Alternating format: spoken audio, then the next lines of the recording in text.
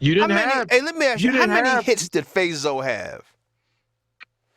Fazo had Riding High, which was their first hit. On their second album, Good Thing, I'm not sure. I like Good Thing personally on their second album, and that was a semi hit. I don't know how high it charted. And then on their third album, they had Breaking the Funk. But far as national attention was concerned, it was Riding High off of their first album. But that was it.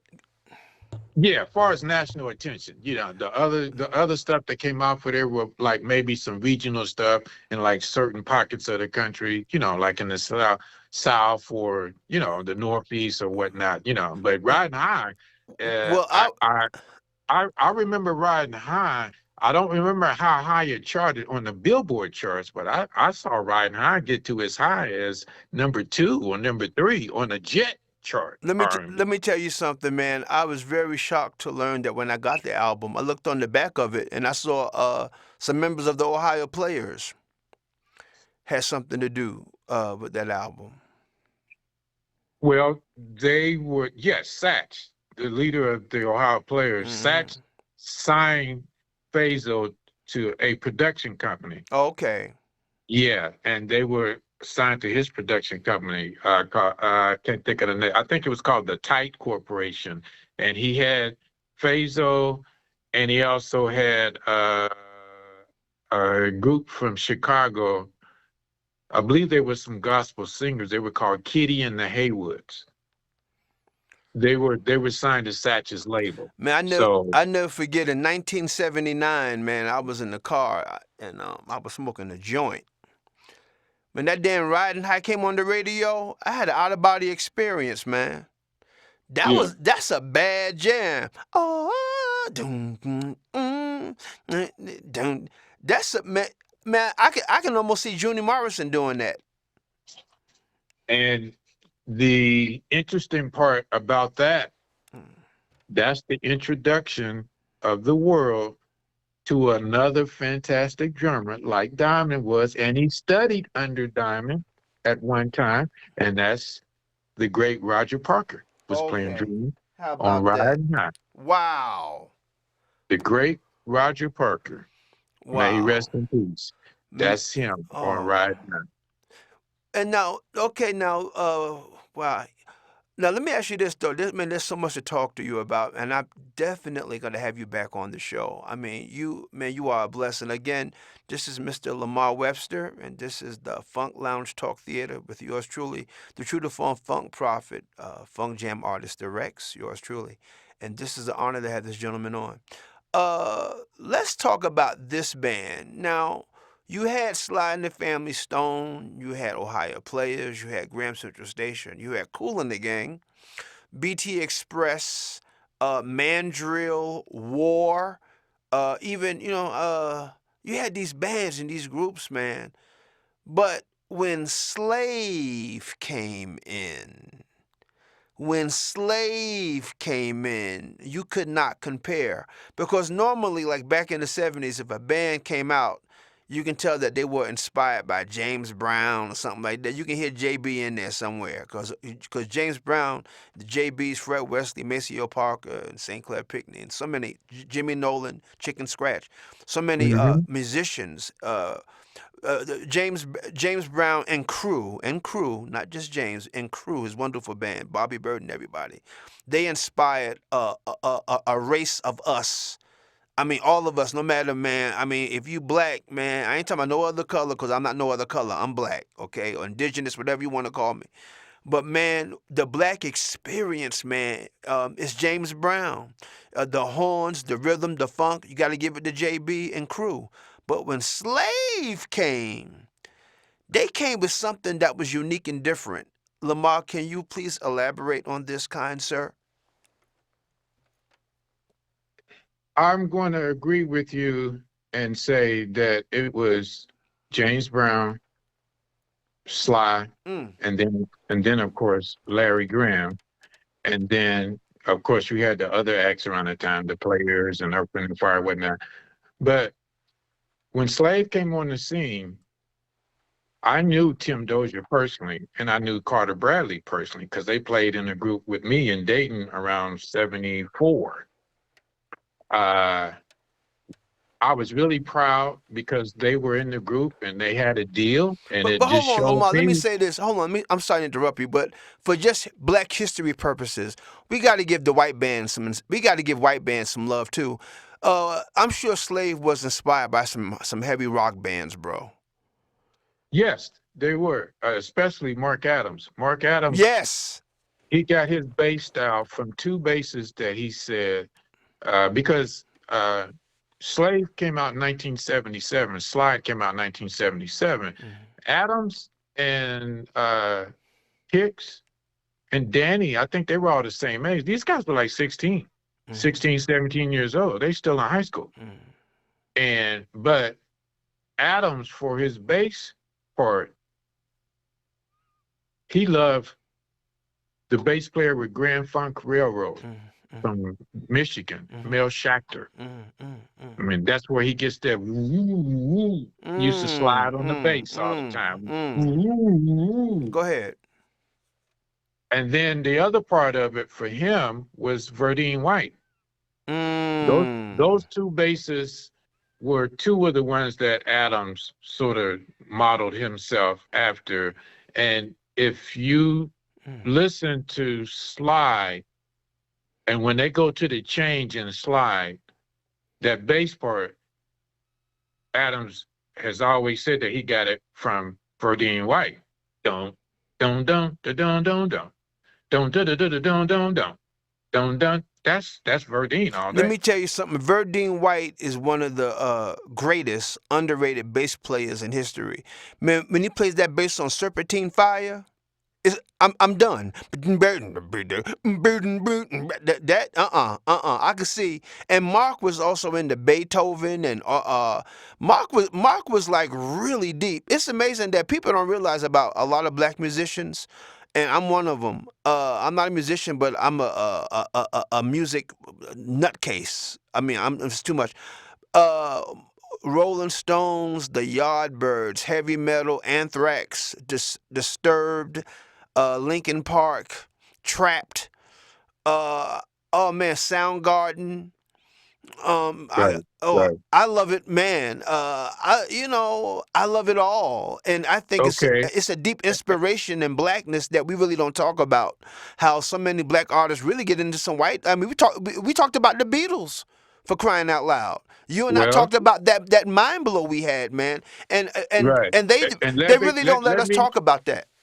right. And let me double Mm, piggyback mm. on that rock element. Yeah, Okay. yeah. So back around that time, even before Slave, maybe 70, early in the early 70s, there used to be a group in Dayton called Green Light Sunday. Mm. They were a very popular group and they had a female singer. Okay. So the drummer and the guitar player eventually left Dayton because I think they put out an album or two, didn't really do anything on a national level. But the guitar player and the drummer left Dayton and moved to Atlanta. And guess who they ended up with? Mm.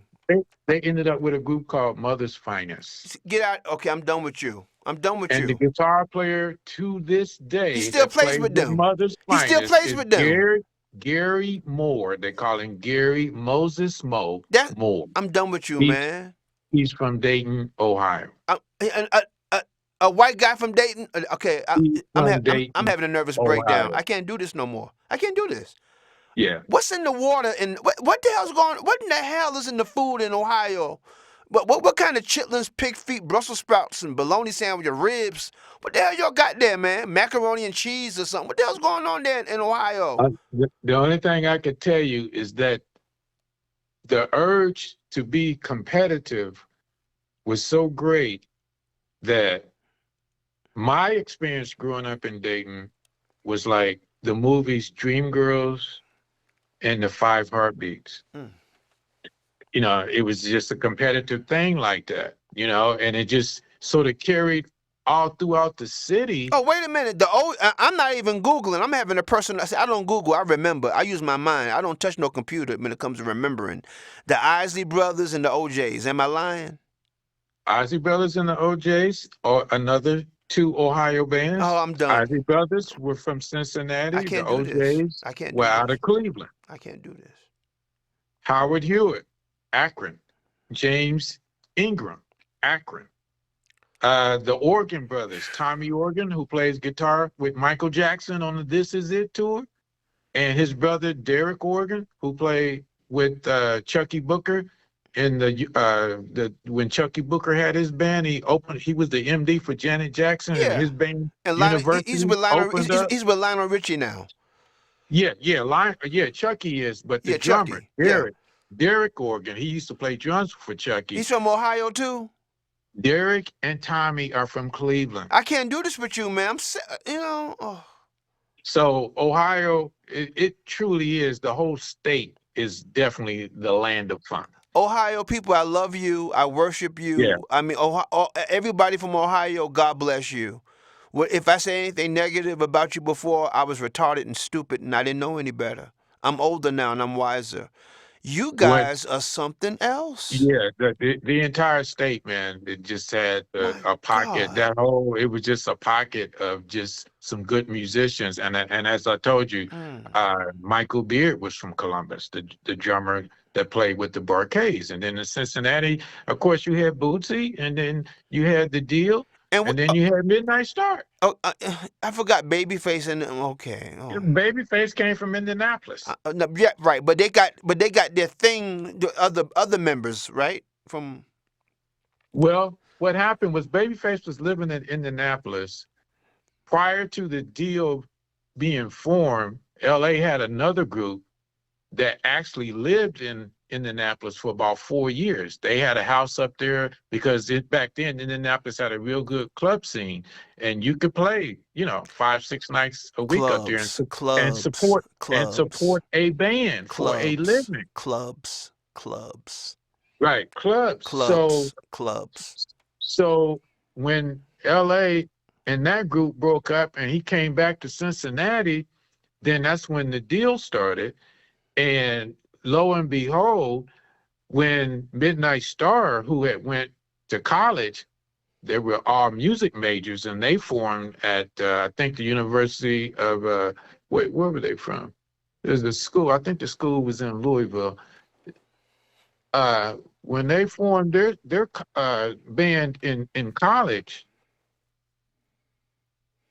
Babyface was trying to sell a song to them. Well, not sell a song. Somebody called him about a song. So Babyface came down to do 2 occasions for Slow Jam. Slow Jam was the first song that Babyface said that he got placed, and it was with Midnight Star. So he was in the studio in Cincinnati. LA comes to the studio, and they was like, "Who's that singing?" They said, "Oh, that's." At that time it was Kenny Edmonds because he wasn't Babyface yet. And they said, "Oh, that's Kenny. He wrote this song and he's singing the background vocals on it, and he was singing the lead too. He was singing all the vocals on it, but he was doing a demo for Midnight Star to eventually cover the song. So LA said, "Oh, that's the same guy that I met in Indianapolis who wanted to be in whatever that other group was back then, but because that group wore makeup and jerry curls and stuff like that, they was trying to be like a Prince kind of band." Yeah, like the Prince in the Time and all that. Right. They was like, they said that back then when the band was in Indianapolis, they said that Babyface wasn't breed enough, and breed meant like cool, you're not cool enough. But when he was down there in the studio, he had a jerry curl and he had a long trench coat. So LA said, "Oh, that's the same guy that I met." He said, "Well, he's cool now because he looks breed now." So make a long story short, on this story, when Hold on. This is important because Okay. you said something real deep. Because we got young Okay, we go got ahead. young people listening to this. Check this out. You mentioned about Babyface. I'm sorry, Kenny. No Babyface yet. Kenny was Right. in the studio with a trench coat. Now let's talk about computerized music and funk and whatever. During that time, the makeup, the hair, Prince had a big impact. There was a band called Ebony Webb. There's something about you. There were so many bands, man, that used that synthesizer and whatever. It started going down, and Prince was definitely an inspiration Right. for the next level of the look. How people would look with the mascara and all that kind of stuff, and Right. even the time. So I remember the deal was going through like an identity search at that time. But I see what you meant. I see what you're talking about, Lamar. Right. And so I'm going to show you how things can work in your favor. So Kenny Edmonds comes down to go do a studio session with Midnight Star, and then to do slow jams. And after they do slow jams, the deal invites Kenny to be in the deal. Okay, now, because they're recording and rehearsing in Cincinnati, when Bootsy met Kenny, he was like, "Oh man, this guy, he's got like a baby face," and it stuck. So that's how Babyface got his name, from Bootsy Collins, because he said he had that baby-like face. Right. Okay, so the deal only signed Kenny Edmonds to their group with the understanding of, well, you can write and play guitar, but you can't sing for us because we already got 3 singers. Right. And he was like, okay, that's cool.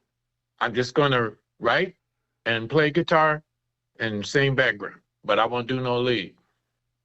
So this is where the similar to Slave, this is where the story turns. So when Dick Griffey heard 2 occasions, he heard the demo. And he was like, well, what's that? So they're, the deal is talking about some stuff, on one of their albums. And Dick's like, well, what about that song that you guys let me hear 2 occasions? Who's singing on that? And they said, oh, we can't use that song because none of our singers are singing on that song. He's like, I don't understand. I heard some singing on that song. I like that song. They said, yeah, but that was Kenny. Uh-oh. That was Babyface singing on that demo. As a matter of fact, he's singing all those vocals. Well, why can't he sing on this? Boy, because he's not our lead singer. It happens every time. So Dick Griffey said, well, I tell you guys what, if he's not, I like that song, and I think it's a hit. If he's not going to be singing on that song, then you guys are probably going to be looking for another deal. Of course. That's how it happens. Right. And as you already know, that same storyline happened with Just a Touch of Love. Go ahead. With Slave. On that album, Just a Touch of Love, I think that was one of the last songs that was done. And I think they might have even had the background, but they didn't have the lead. Now, hold on. Now, before you go there, this is important because this is really through all the great conversation that you've had, man. We got to talk about Slave for a minute because that's what this union is about, talking about Slave. Let me say this, man. And again, I appreciate you and thank you so much for coming to the Funk Lounge Talk Theater. Hey, 1977 Slide, okay? 78, the Party Song, and didn't do too much. Same year, maybe next year, 79, the concept album, Stellar Funk, brand 78. 78, right after that. 78, Right. 78. Okay, so you go from Slide, Party Song was kind of tired. Then you go to Stellar Funk, Just Freak, We've got your party. Different levels. Now, hold on. This is a mind blow. So you talk about 3 albums. Slide sounds one way, beautiful album cover. The hardness of the world, I believe, with the duck on it, the swan, Right, whatever. right. The Swan. Okay, and then you got the concept, man. This like heavy metal funk album that's like off the chain.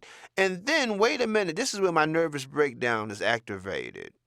Because Slave, they go through levels. They're one of the deepest, unique funk, R&B, fusion, rock, pop bands that I've ever witnessed in my life.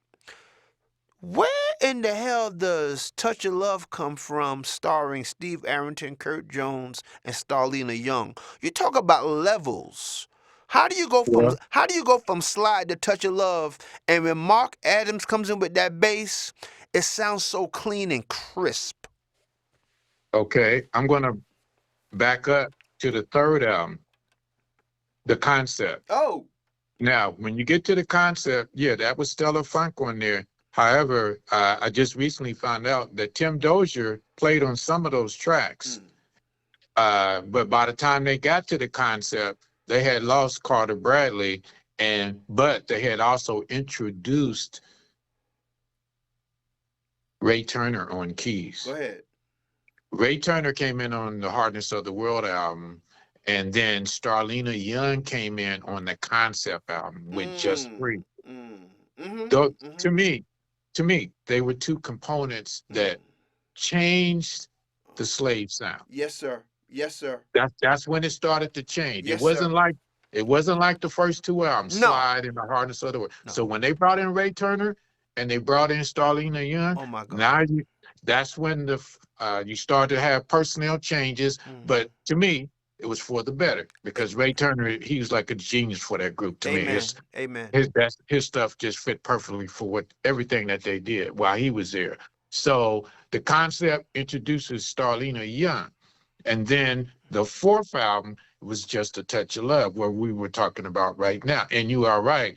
The reason that bass sounded so clean and pristine, because they were working with Jimmy Douglas back then. And that album is my number 2 all-time favorite Slave album after Stone Jam. Yes, sir. Because Stone Jam is my favorite, because just overall, every track on Stone Jam was just great. I loved it. But Just a Touch of Love, it was the best engineered album. Yes, sir. Yes, and sir. you are right. That bass Clean is and crisp. Clean and crisp Clean and pristine. Clean. And if you listen to one of their songs called Roots, And you can hear everything on there. And Ray Turner's playing a great acoustic piano on that song. You hear both of the guitars and you hear the congas, and you can hear everything. It's just the sonic quality on that album is like super duper clean. You said the sonic quality. Let me tell you, man, what gave me an out of body experience on that wonderful 1979 Touch of Love album with that beautiful black man holding that baby on there. Talk about Roots, which, what a connection. Man, Kurt Jones and Starlina Young, Are You Ready for Love?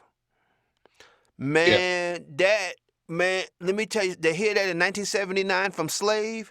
I said, how do you go from Slide? How do you go from the party song, Stellar Funk, to Are You Ready for Love? In one, he talk about self-contained. This Steve Washington, this pioneer, this genius, this funk bricklayer. He's a very important component with the group, because he told the guys, from what my understanding, he told the fellas, because Steve was from New Jersey, but he had an uncle or a cousin, I can't remember exactly, but Pee-wee in Ohio Players. So he was going to school in Dayton himself. And because he went on the road with the Players, I think Pee-wee had got hurt. I think he had been involved in a minor car accident or whatever, and it messed his teeth up. He couldn't play. Steve is actually on the road with the Players. So he already was learning stuff and knew about engineering properties and whatnot. But this brother So, plays trumpet and bass too. What's up with this guy, Steve well, Washington? he was playing trumpet back then, but apparently he dabbled in other instruments so that when Slave got their first record deal in 77 now, he told Adams to put roto sound strings on his bass. Mm. He told Hicks and Danny, y'all need to get Marshall amps for your guitars. Yeah, them rock and roll Now, amps. Yeah, them rock and right, roll, yeah, right. heavy, So, them so, heavy so now metal, we Ozzy right, Osbourne amps. right, and Kiss and all of those Kiss. kind of guys. Yeah. So now with that amp coming into play, and that song you just mentioned, "Are You Ready for Love?" Dan. There you go. That's that rock element. That yep. That's that rock element. Dan. And it wasn't like Slide. No. Now, Slide had the funk. So, in addition with different people coming into the group, the funk, I guess we're gonna have to agree and say that it became like more of a funk rock kind of thing. Amen. Yes. Stellar was like that. Oh, please. Oh yeah. So we got a funk rock kind of thing Yes, going sir. on, man. Yes. And their sound definitely changed. Oh. Now, when Kirk got in the group, him and Starr, they took the group. To me, their vocals took the group to another level. Oh yeah. And Just a Touch happened because Danny was supposed to do the lead vocals on it. He went missing in action, and then Jimmy Douglas said, "Wait, can one of you guys want to try to sing on this? Because we got this track done, and we need to finish." It was the last track that they were working on for that album, and Steve Arrington said, "I'll give it a try." And so the story goes that Steve went in there, he sang, just a touch, a little bit, the way he was singing it. And Jimmy Douglas was like, where's that coming from? He said, just sing it like a regular person. Happens every time. Sing it like a regular person. So he's like, yeah, hold me tight, spend some time. He said, okay, never mind. Go back to singing it the way you were singing. and nobody sounded like him. Steve Arrington was and is the first of his kind. I mean, his off key, accurate, funky vocals are right in the pocket. It's you know what I think he was doing? He was sort of singing like he was an instrument, like he a was percussionist. Right. But he was sort of singing like his voice was an actual instrument. I agree, Lamar. It's like, just the way he was, the way he phrased and how he was trying to bounce around back and forth and here and there. He was singing like he was playing a horn or a flute or something like that. It's like what he does on Way Out. Boom. I mean, he's really humming what. Yeah. Right. Yeah. So let's stop for 1 second and just sort of realize the scope of what we got right now. Okay. So number one, we got the concept of a self-contained band. Yes. With Lakeside, Heatwave, Ohio Players, Slave, Phaso, Be careful. Sun, Be careful. and Dayton, and Platypus. You got the concept of a self-contained band. Number two, you got very distinctive and influential vocalists. Sugarfoot. Steve Arrington. But before Steve, you had Juni Morrison. And let me say this real quick. So all three of them had very distinct vocal styles. And everybody bit off of Sugarfoot. Let me tell you something, Lamar. I'm about to start crying because I get emotional with stuff like this because I can't take this. Sugarfoot is, besides Kurt Jones, you talk about like a funk rock blues singer, like a funk rock. Like when I heard him do Fop, when he did Fop last night. I mean, that was hardcore funk rock. And the Red Hot Chili Peppers, Flea, the bass player, Flea loves this stuff. Flea gets it. Flea is deep. He gets it. That's when it did. Because the Red Hot Chili Peppers did Love Roller Coaster. So they, they get it, man. But see, other cultures get us, but we don't get each other. Something's wrong with us. I think it's that slave boat. Something when we came to the new world, something messed. I don't know if it's watermelon fried chicken or some shit, but it ain't good, man. Something's wrong with us. Other cultures get us, but we don't get ourselves. It's like we're brainwashed not to. Right. So this is where I want to sort of close out with this. Mm. So you had Sugarfoot, who of course Lionel Richie, Larry Blackman, Go ahead. Larry Dotson, uh, Oh, Michael Cooper, Larry all, Dotson, rock all star, of these, funk rock all of star, these, Larry Dotson. all these people bid off of Sugarfoot style. Yes. Then you had Junie Morrison, okay, and then Junie leaves the his solo thing and the Players, and then he goes and gets with Parliament Funkadelic, Knee and he deep. writes "One a Nation Under a Groove," Yep. Knee Deep, Aqua Boogie, and so on and so on. Again, another guy from Dayton. He leaves one group and goes to another group. Lamar, You give know. me a minute. Okay, Bible, be careful. You're not average, so you're blowing my Okay. mind. Cause And then hold on, wait a minute, hold on, cause okay. you said something and you're messing me up.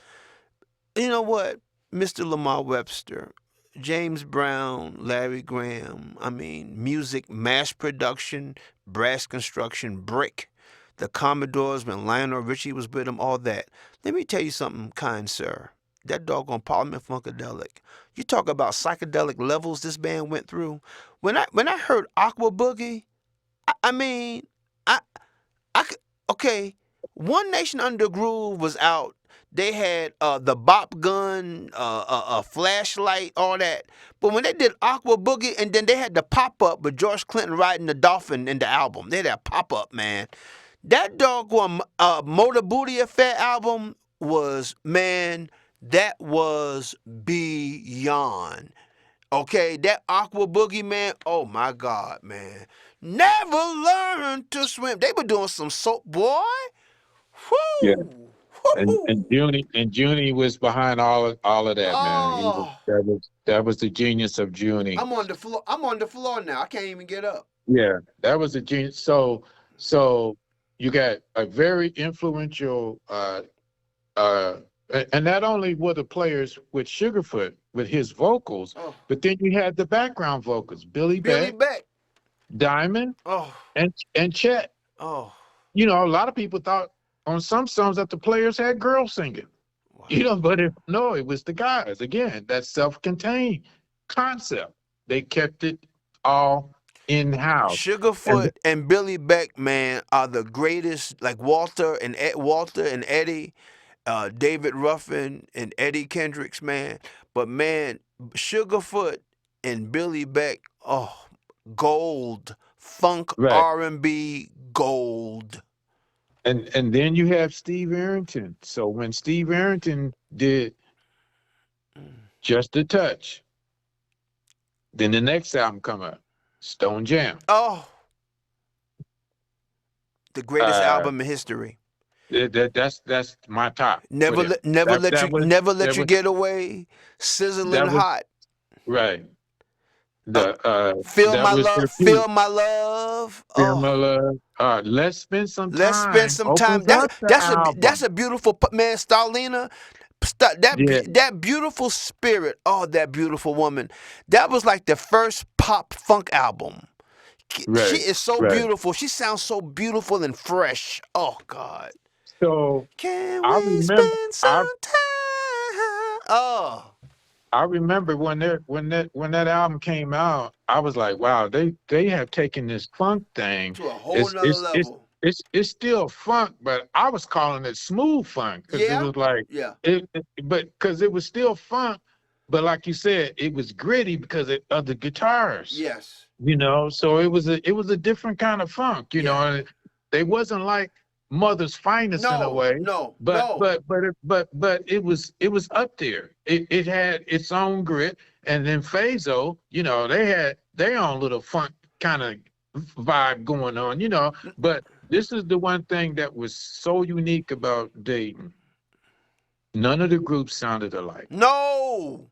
Hey, let me ask you, None- Lamar Webster. Hold on. None of the Lamar, groups what? sounded alike. Lamar, Mr. Webster, Mr. Bible, kind sir, Where in the world did Sun get that sound from?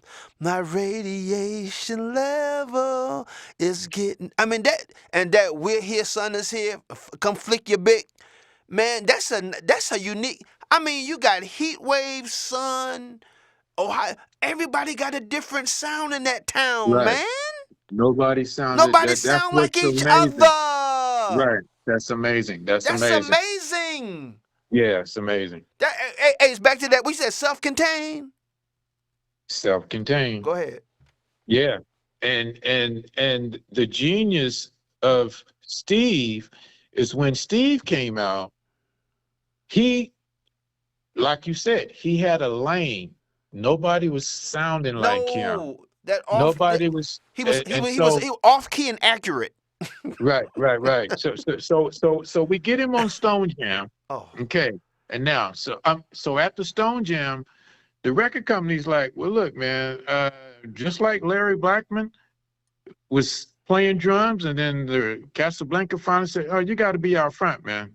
You know, the drummer can't be the lead singer playing. You got to be out front. They told the same thing to Steve Harrington. You need to be out front. You're the vocalist. You're the voice that the people knows. So you have to be out front. And I'm going to say that Ray Turner probably helped pull this together because it's really unique and cool how just a touch and watching you get the same kind of feel. It was a perfect follow-up. yes. It was a perfect follow-up song. Yes. And I was like, oh man, this is, yeah. And like I said, they was on to something with that. I was like, oh man, I don't know what they doing, but this is cool. So unfortunately, after Stone Jam was their peak, that's when you had the multiple divisions within the group. So 6 people left after Stone Jam. You had Ray Turner, Michael Hicks, Steve Washington, Kurt Jones, Starlina Young, and Tom Lockett. You got 6 people that left that group after they reached the top. But then, right after that, Aura comes out with their first album. Are You Single? And they coming up. Well, they had another album before that. I don't think Are You Single was on. Oh no, was it Make Up Your Make Up Your Mind? No. Yeah. Make Up Your Mind was I think that was actually on the second album. They had another album first, and that album had a song in there called Who Are You and When I'm Coming Home. Oh, I'm not familiar. So, yeah, that was the very first one. But on the second album, it was Are You Single? That was it for me. And when I heard that, I was like, I started wow. crying. I started crying. I couldn't take it. I said they sound like the old Slave. Yeah. This is how Slave used to sound. I said they sound like Slave. Yeah. So, and then of course when I found out that Stevie Washington was playing the live drums, playing the bass, oh God, and the guitars, and I heard what he did on the guitar solo, I was like, yeah, he really influenced Hicks and Adams. Even they were talented in their own right, but you could hear from what he did on Why Don't You Make Up Your Mind? And I just posted in the Slave group that 10-minute version of Why Don't You Make Up Your Mind. I don't know if you heard it yet, but it's great. Man, it's all kind of let me stuff tell in you there something. that's not on Let me the tell album. you something, man. I know this white dude used to mess with me. He would have the 12-inch versions to every track I never had in my life. This white guy was a purist. He had to Make Up Your Mind 12-inch. I never had that. I just had the regular album. I was mad at him. He said, I bet you don't have this. I said, oh hell no, yeah. And let me tell you something, man. To me, in my opinion, with the Ohio Players, their breakthrough album for me was the Angel album. Something about that Body Vibes. Body Vibes, man, took me to a whole nother level when I was like 14, 15 years old, man. That doggone Body Vibes was deep. That was and the Angel and O-H-I-O. That one, that was pretty deep. They were going levels. But then, let's go back to Slave. That doggone Ray Turner. Man, all this time on Stone Jam, I thought it was a guitar solo. I didn't know that was Ray Turner playing keyboard on that solo. Yeah, synthesizer. Probably a mini moog, and Ray is just an unsung talent. I mean, uh, you had Junie, and then you had Ray Turner. Oh God, Uh, Ohio. those two cats were, and then you had Billy Beck. He from Youngstown, but you know, Billy brought a classical and orchestral type situation to the players, and to make their ballads sound sweet, because he had the ARP synthesizer and those ARP strings working. So, as funky as these groups were, they also had some great ballads too. Oh yes, yes. They also had some great ballads. So I'm going to end this session with, I love talking about my Dayton Cats, but the thing about it is, because we grew up that way from 12, 13 years old, we just assume that's the way it was everywhere. You don't find out that that's not how it was until you leave Dayton and and live somewhere else. Now, I didn't leave until I was 30, but I went to the West Coast. But that's when I found out. Oh yeah, there's some bad cats here, but you know, the Dayton thing really prepares you, because it was just a competitive time for everybody. We wanted to be the best. We wanted to win that talent show. We paid those girls in the front. Y'all boo those other cats, and y'all cheer for us because we want to get that $250 or $500 first prize money or whatever it was. The Dayton experience for most of us cats in the '60s and going into the '70s was just like Dream Girls, just like Five Heartbeats. And that's why it led to that explosion of groups. Once the players hit and did not move away, we saw the clothes, we saw the cars, we saw, man, we could put a band together and try to get a deal too. So that was the key part of being Dayton. And like I said, the proximity, being close to Cincinnati, being only 3 hours from Detroit, you know, and less than 5 hours from Chicago, you know, it was just the proximity of Dayton, and being where it was at. And we just came up at that right time. Well, Mr. Lamar Webster, I want to say you are definitely a human blessing. You have given me a Christmas gift, and it's not even December. This is the month of February, and this happens to be Black History Month. Wow, this is the year of 2024. And I want to say, man, that we're going to have you back on the show, and you are a teacher, you are a Bible. And I'm going to tell you something, sir.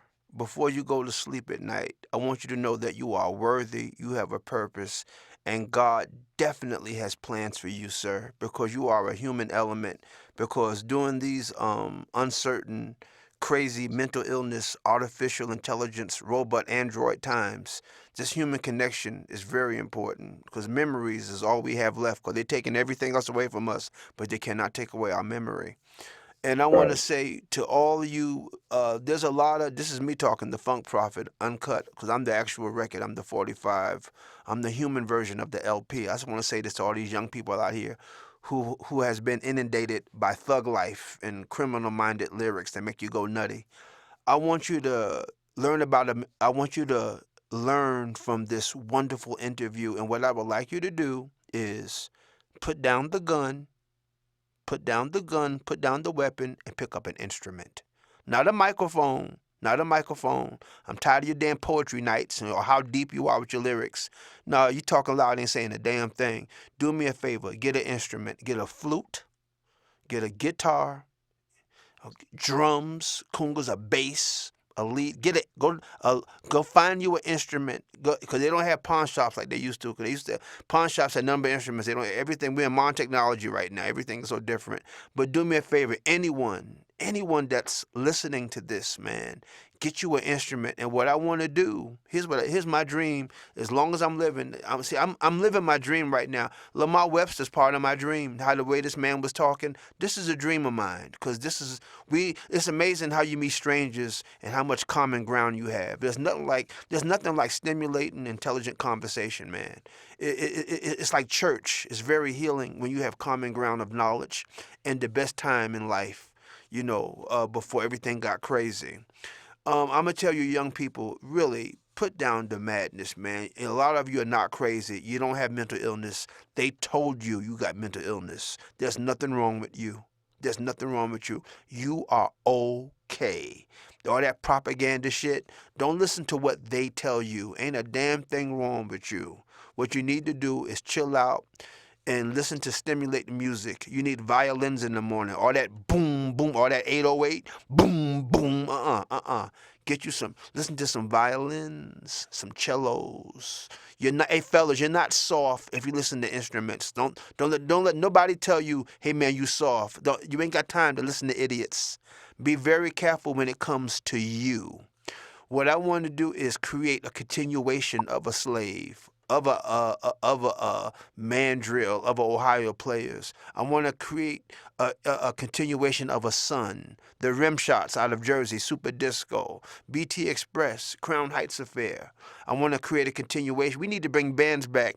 Listening to Lamar, man, it tells you about, he said when we were teenagers, and they don't have those clubs no more. Now the clubs, now people are shooting. They got to check you at the door. Somebody wants to fight. You don't go out to fight. You go out to have a good time.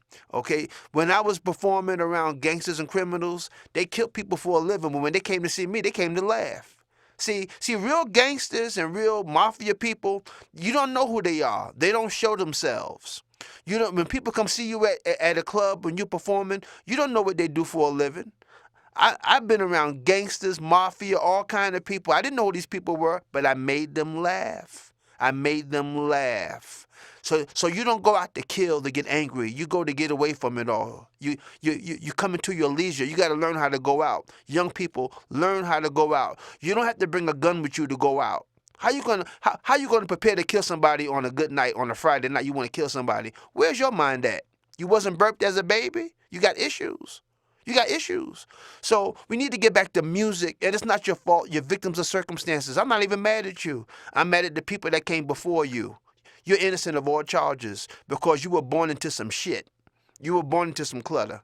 You were born into the shit. If you were born after 1994, you are musically, culturally damaged and propagandalized. So people like me, Lamar, Doug Ramsey, another brother that's in the group. Doug Ramsey, another great guy out of Jersey. We're going to be there, man. We're going to tell you what it's all about. Words are very important. So for anyone that's listening, I hope this inspires you to want to do something and think about an instrument. And I hope you get something out of this. Mr. Lamar Webster, it was a pleasure to have you on the show. Great blessings to you, and I hope you have a great, fantastic year, and look forward to seeing you again, sir. Thank you very much, man. I enjoyed the conversation. Excellent. You take care, brother. Okay. Bye-bye. Bye.